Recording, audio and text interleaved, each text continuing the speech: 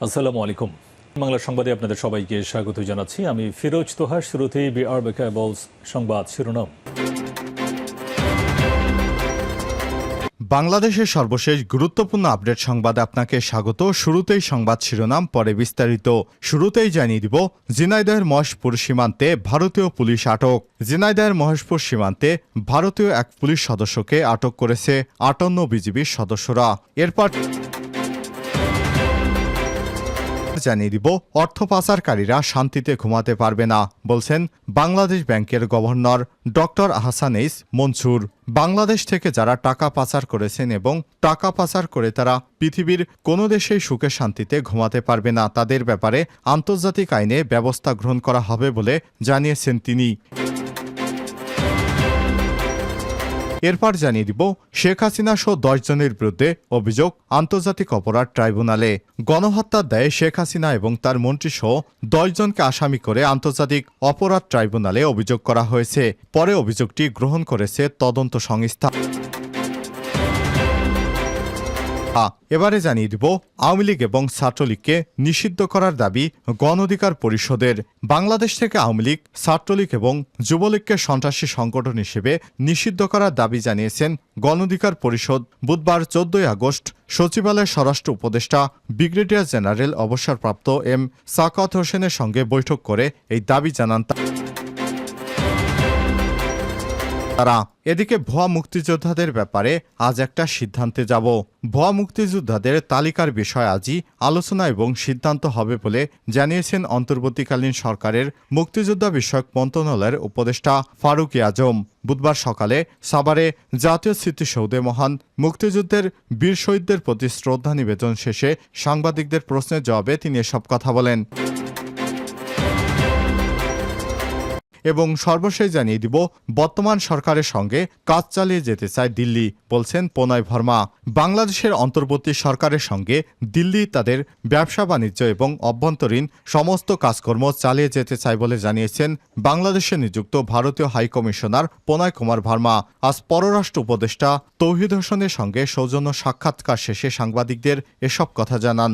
ভারতীয় হাইকমিশনার বলেন, দুই দেশের মানুষের পারস্পরিক যোগাযোগ এবং স্বার্থকে সবসময় গুরুত্ব দেয় নয়াদিল্লি। প্রিয় দর্শক, এতক্ষণ শুনছিলেন সংবাদ শিরোনাম, এবারে বিস্তারিত।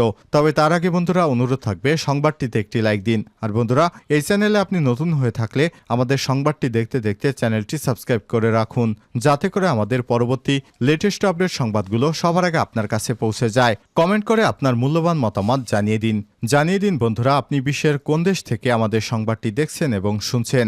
এবারে বিস্তারিত। ঝিনাইদহে মহেশপুর সীমান্তে ভারতীয় পুলিশ সদস্য আটক। ঝিনাইদহে মহেশপুর সীমান্তে ভারতীয় এক পুলিশ সদস্যকে গ্রেপ্তার করেছে ৫৮ বিজিবি। আজ তাকে আটক করা হয়। বিজিবি এবং মহেশপুর থানা সূত্র থেকে জানা গিয়েছে, মঙ্গলবার সকালে মাটিলা সীমান্ত দিয়ে অবৈধভাবে বাংলাদেশে প্রবেশ করার সময় মহেশপুর ৫৮ বিজিবি তাকে গ্রেপ্তার করেছে। এর আগে ২২ মার্চ ৪,০৮৭ ভারতীয় রুপি মোবাইল সহ তাকে আটক করা হয়। তার বাড়ি তামিলনাড়ু প্রদেশের ত্রিচিটি জেলা ইকুদু থানার আনগুনগড় গ্রামে। গত ২৩ জুন আদালত থেকে জামিন পেয়ে পলাতক ছিলেন সে।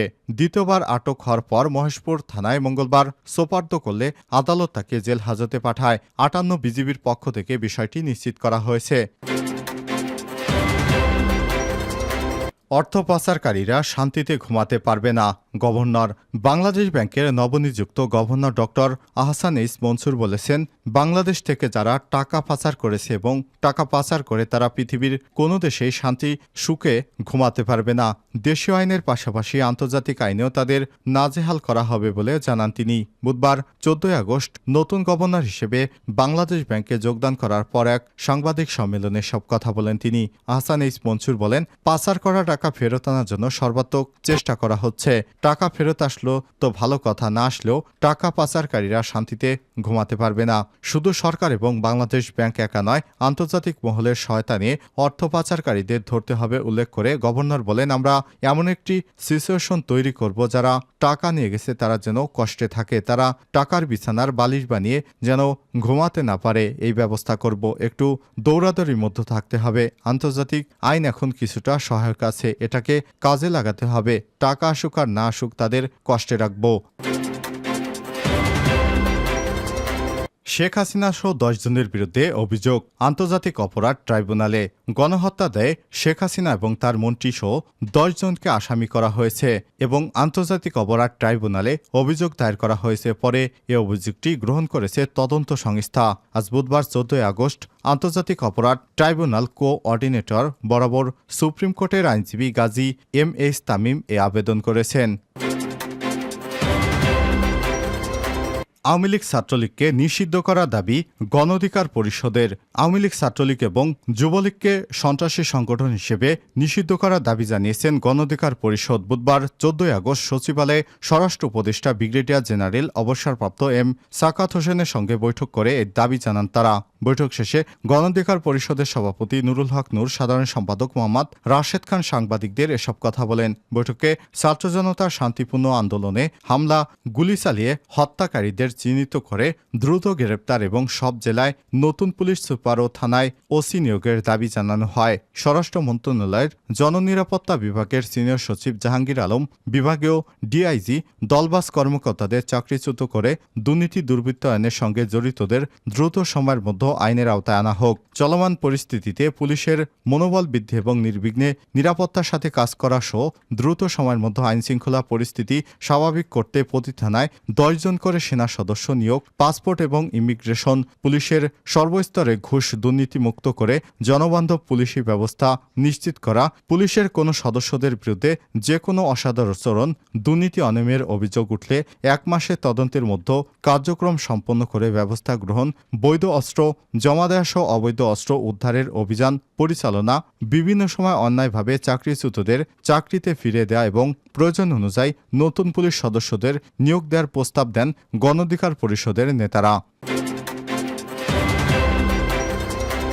ভুয়া মুক্তিযোদ্ধাদের ব্যাপারে আজ একটা সিদ্ধান্তে যাব।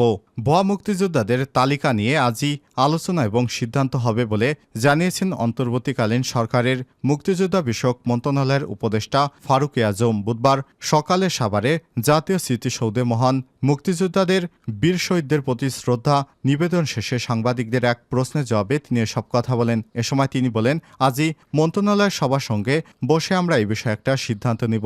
তিনি আরও জানান, কোটা সংস্কার আন্দোলনে সংগ্রাম করতে গিয়ে মুক্তিযোদ্ধার বিষয়টা প্রধান হয়ে আসছে। জাতীয় এবং আন্তর্জাতিকভাবে মুক্তিযোদ্ধাদের ভাবমূর্তি ক্ষুণ্ণ হয়েছে। একটা সুবিধাভোগী শ্রেণী হিসেবে মুক্তিযোদ্ধাদের চিহ্নিত করেছে বিগত স্বৈরাচারী ব্যবস্থা। সেই কারণে মুক্তিযোদ্ধাদের বীরত্ব এবং আত্মত্যাগকে পুনর্গঠনের জন্য সত্যিকারের মুক্তিযোদ্ধাদের মতামত নিয়ে আমরা সামনের দিকে এগিয়ে যাব। সাম্প্রতিক সময়ে সরকারি চাকরিতে কোটা সংস্কার নিয়ে আন্দোলনে উত্তাল ছিল সারা দেশ। সেই আন্দোলনে ক্ষমতাসীন আওয়ামী লীগ, পেটোয়া বাহিনী, ছাত্রলীগ, যুবলীগ এবং আইনশৃঙ্খলা বাহিনীর উপর ব্যাপক অত্যাচারের অভিযোগ উঠেছে। তারা নিরীহ ছাত্রদের, শিক্ষার্থীদের হামলা করে কয়েকশো শিক্ষার্থীকে নিহত করেছে। শিক্ষার্থীদের আন্দোলনের তোপের মুখে গত 5 আগস্ট দেশ ছেড়ে পালিয়ে যায় সাবেক প্রধানমন্ত্রী শেখ হাসিনা। প্রধানমন্ত্রী দেশ ছেড়ে পালিয়ে যাওয়ার পর গত 8 আগস্ট দায়িত্ব নেন নোবেল বিজয়ী অর্থনীতিবিদ ডক্টর মোহাম্মদ ইউনূসের নেতৃত্বাধীন 17 সদস্যের উপদেষ্টা কমিটি।